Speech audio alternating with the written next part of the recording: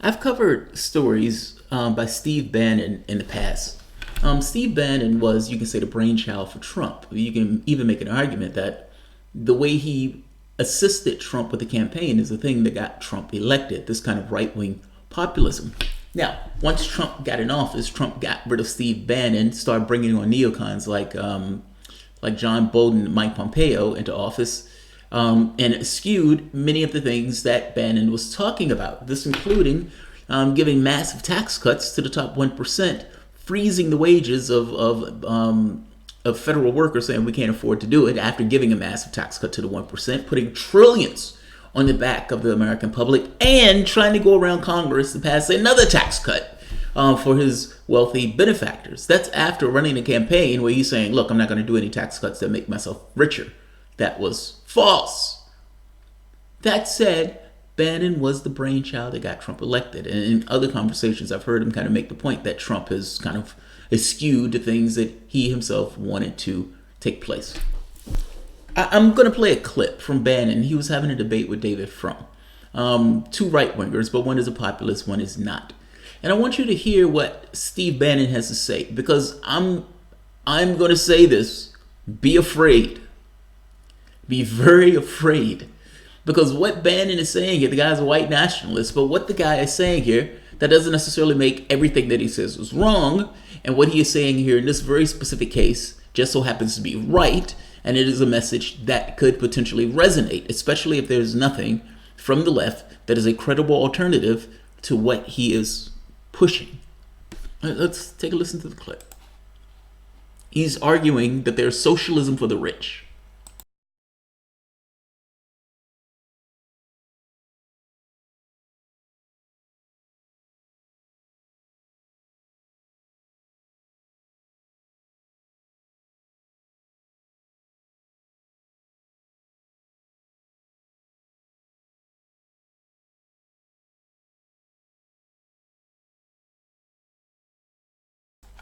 One second. I must have shifted. I have multiple stories that I'm considering at any particular one time, and sometimes I either the page shifts or I shift. Worst come to worst, I can erase this in the After Effects. Give me 1 second. All right, here we are. Come on, come on, come on, come on. I have to go through all my stuff. I was considering a story on Wisconsin. Wisconsin is depriving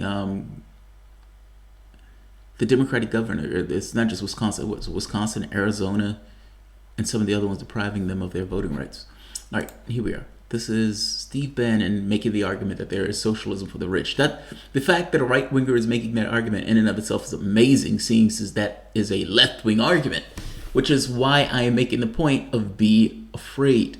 They are taking elements from the left in using in their dialogue. The question becomes, what do you do when you get in an office? And do you honestly believe that any Republican is going to implement the stuff that Bannon is saying? But let's hear him. Up to this point, the answer is no. But let's hear him out. But on the contours, what he's saying is right.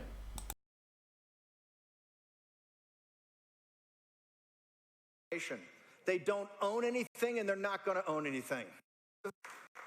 The most progressive president in the United States, and he can't defend this.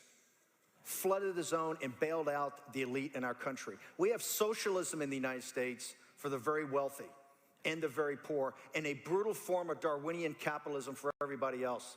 The devil catch the hindmost. That's what the future entails if we don't get this right in Trump's administration and further administrations.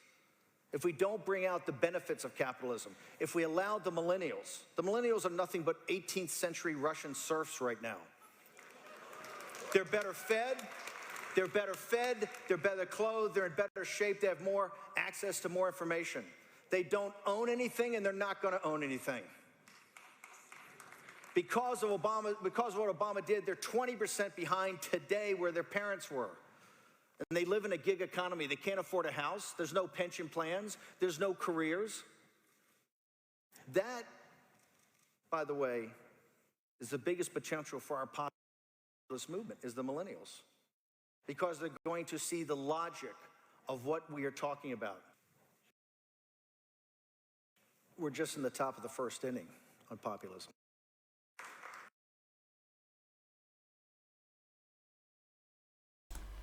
The millennials are Russian serfs for all intents and purposes. And in doing so,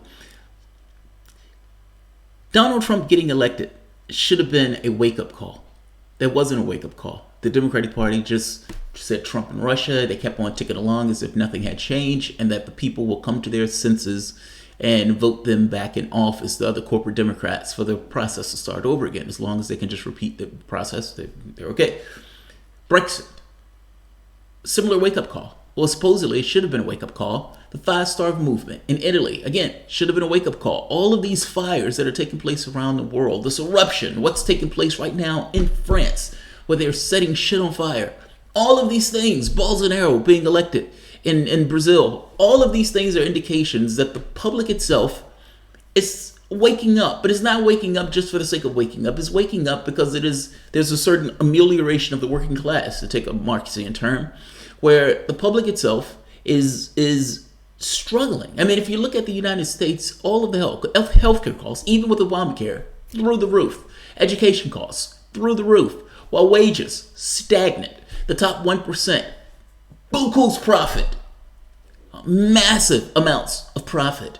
Obama giving 95% of the wealth to the top 1%. The gig economy, with 95% of the jobs being low wage or what's kind of gig stuff.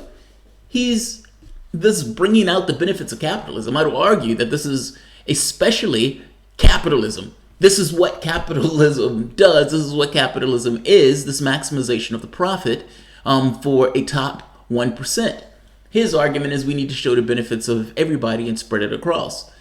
Okay, fair enough. I don't know how you necessarily do that, but fair enough. But he's arguing this from the right. This is a left-wing argument to some degree. Even FDR, this idea of saving capitalism by showing the benefits of capitalism.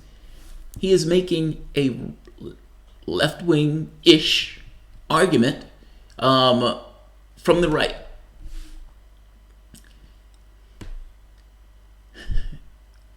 Be afraid. Like, that anger that people are feeling is real. And the fact that anger is real, and the fact that there isn't necessarily a left-wing answer, or the left-wing answer is being shafted in the United States, you could even say in France, you could even say to some degree in Britain, makes his argument far more palatable to people who are looking for answers. Trump election wasn't a fluke. Brexit wasn't a fluke. None of those things were flukes. That was righteous indignation from a population that was completely alienated from the political space and from the political class. And their anger erupted in all of these various forms in all of these various countries, depending upon what they were given as an option to express that rage and that anger. Do you realize in the United States, more than half of the country, if they had a bill for $500, wouldn't be able to pay it? The average wage in this country is like $30,000 a year. These are conditions that are dramatically different or difficult to live in, and has a certain degree of vulnerability built into this particular process.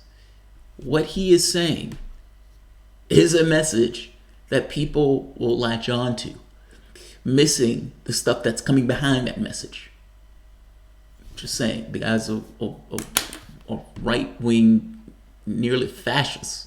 And I've called him in the past a white nationalist. Whatever he wants to say on these economic stuff, at the very least, there is monsters in the closet from those economic benefits. The five-star movement in Italy, yeah, they wanted to put through this kind of, I think it was a guaranteed income, also not guaranteed income. They wanted to give money to the unemployed within the country itself, like all of them, a certain amount that they were giving back. That's a right-winger.